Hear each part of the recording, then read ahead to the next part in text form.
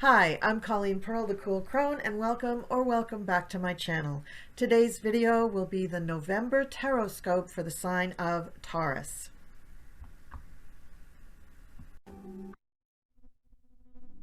Hello Taurus, and welcome to your November Tarot-scope. I've laid out the cards, and I just want to remind you this is week 1, week 2, week 3, week 4. I've picked an oracle card, an astro card, and I've thrown the astro dice. I have a few little stones here just to be pretty and to give me a little inspiration. And now let's get started with your reading. So the beginning of week 1, you have been working on a project that is successful and you finished it.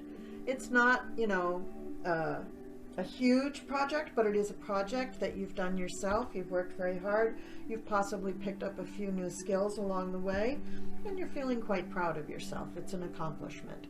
So that's what you start out the first week in November with. Then we have the Fool. So you're either having some indecision or you are looking over the horizon and trying to figure out what you want to do next. And I'm thinking that it's the latter.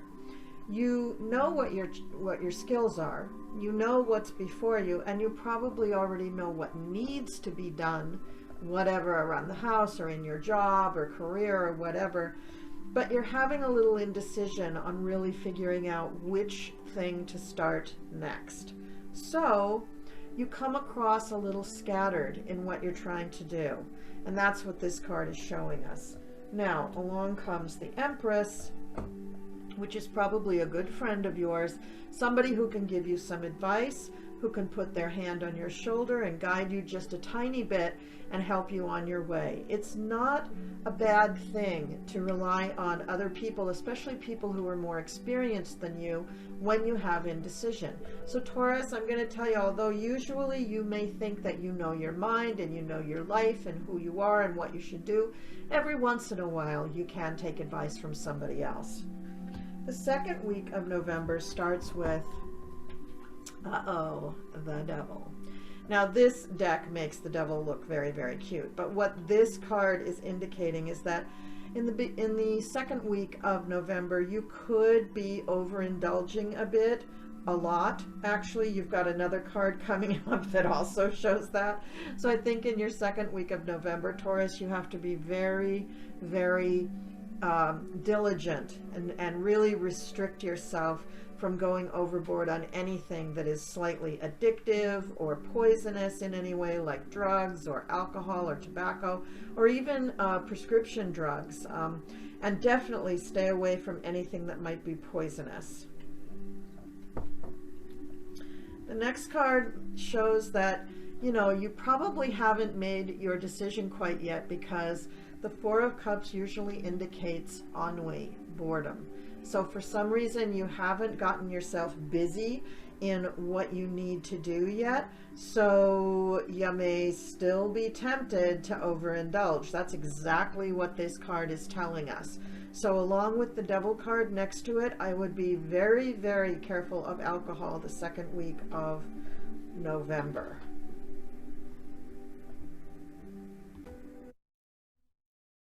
The next card we have is the Five of Swords.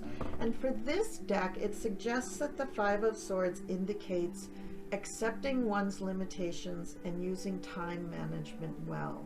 Now this, I think, does go along very well with the first two cards in this week. You could be bored. You could be looking for an escape.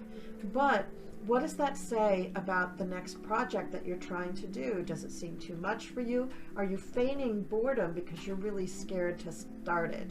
Because you're really afraid that maybe you can't finish it or maybe you can't achieve it? And what I would say is go back to your friend, the Empress, and ask a little more advice from her. Certainly, it doesn't hurt to reach out, especially when you're planning and trying to make things really work for you. Now, Taurus, I'm going to tell you something. October was a month where we let go of 3 different planets from their retrograde action. Jupiter, Saturn, and Mercury all went direct in October. And that was a shift of energy that almost everybody was sure to feel. You've also got in the month of November, now In the first week on November 4th, we've got the new moon in Scorpio, and on the 19th, we've got the full moon in Taurus. That's your moon, Taurus. So by all means, make, kind of aim the month at that date, because that's going to be an exceptional date, either to start something new or to see the energy building up on a project that you started on the 4th in the first week with the new moon in Scorpio. And when you see the week's 3 cards, you're going to see that the new moon in Scorpio might be the better time for you to start your project and avoid all of this temptation stuff. So time management, know your limitations, don't hesitate to ask for help or advice in whatever you're trying to do. And this second week of November will be much smoother for you. Okay, Taurus, for this third week in November, this is you and a partner.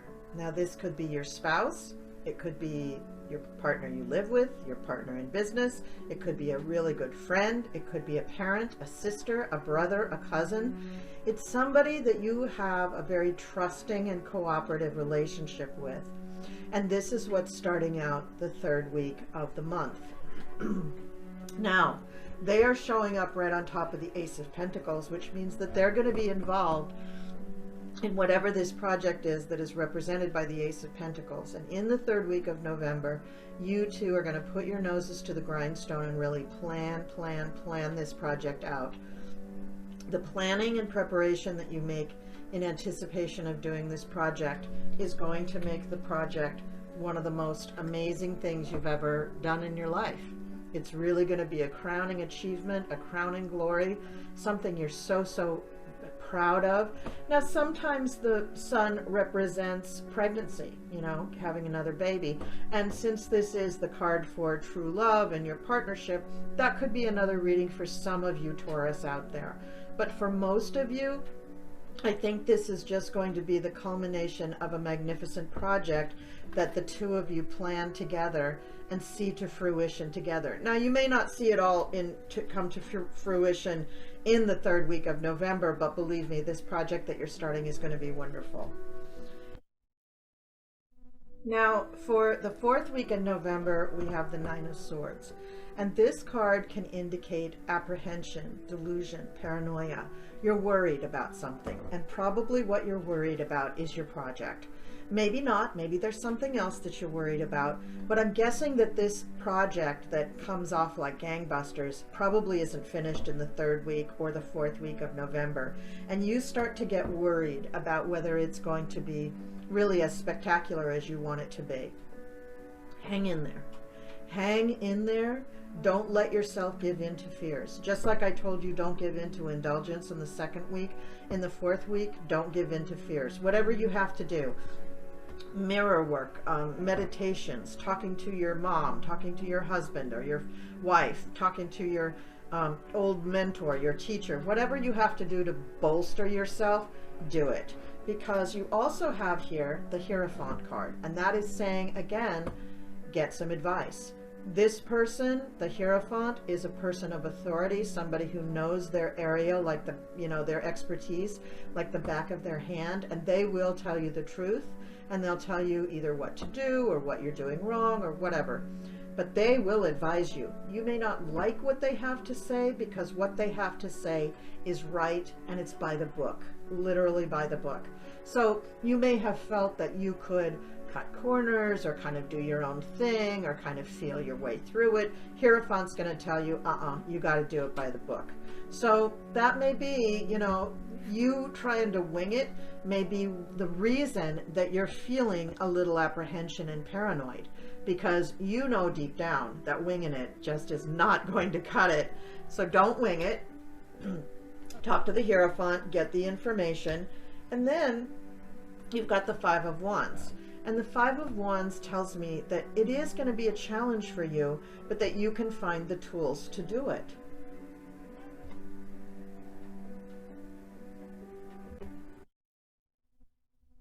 You have it within you to accomplish the impossible. Now, the Five of Wands is not saying that this thing that you're trying to accomplish is the impossible, but you have much more resource than you give yourself credit for. All through this month's reading, this is what I've been telling you, that you have a great deal of discipline, and you need to use that discipline now in preparation, preparing for your project, and understanding what you did on this very first week, this first project that you got some glory for, in understanding why you're indecisive and why you're trying to start off something by yourself that's brand new and untried. This Empress is still here. She's still a person that you can lean on for some advice. The second week is difficult. You are going to feel like you don't quite have the wherewithal to do it. And that may shake you, Taurus, because you're not used to feeling underconfident. You're used to feeling like, yeah, I can do it. I can just put my head down and plow through and do it. But in this instance, you're going to feel challenged. So I want you to lean on people and reach out just a little bit, and then you'll feel much better, and you will succeed, Taurus. You've got that persistence and determination of Taurus behind you. Of course you're going to succeed. Now, I'm going to look at the astro dice first because they're on top of the astrology cards. I'm just going to bring them down here so we can see them a little bit. And I rolled the Taurus just for you. I didn't do that on purpose. It just came out. And I've also got Mercury in the number 8.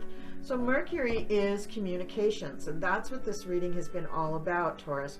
You need to learn to reach out to people and lean on them a little bit. There's no shame in that, although Taurus likes to do everything themselves, and they're pretty independent, and they also think that they're the only ones who can do things right.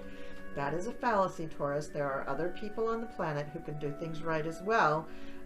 We may not do it the way you do it, but we do it well. So communicate with people, talk to them, ask for advice, ask for help even, and you will be amazed at how well your projects come out. Also, here's the number 8.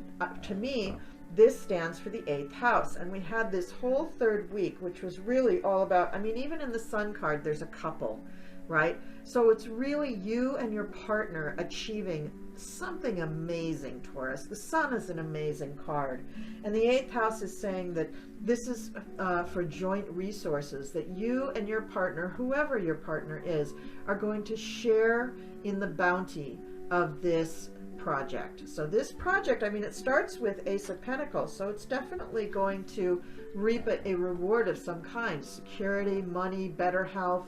And the 8, meaning the 8th house, tells me that this is going to benefit both of you as a couple. And of course, Taurus stands for that beautiful Taurus persistence and determination and stubbornness. That's not a bad quality, Taurus. A lot of people should be a little more stubborn. It would help them stick to their values and stick to a project and finish things a little bit better. All right, so now let's look at your astrology card, which comes up as Cancer, I feel. Now, it just so happens that a couple of the Tauruses that I know happen to have strong or prominent Cancer in their chart. So I wasn't very surprised when this card comes up. A lot of the Taurians that I know do have a very Cancerian side of them. They're very caring, they're very nurturing. They tend to take care of people. They tend to take care of their families, and they tend to ignore themselves, and that's something that I want you to remember to do, Taurus. Take care of yourself, and don't feel like you have to push yourself so hard that you do everything alone. Ask for help. And in fact, your oracle card says exactly that. Ask for help from others. You can't make this stuff up. It just comes out the way it comes out. So, Taurus, I want you to understand that you are not superhuman. You're pretty cool, but you're not superhuman. And asking for help is not a negative. It's not a weakness. In fact, it shows a strength. It shows that you understand, where was that one? You understand your limitations, and you understand that, you know, everybody has different strengths. That's the beautiful thing about this reading, Taurus. So beautiful reading for you, Taurus. Please leave me some comments down below and let me know how this hit for you. And I will see you next time.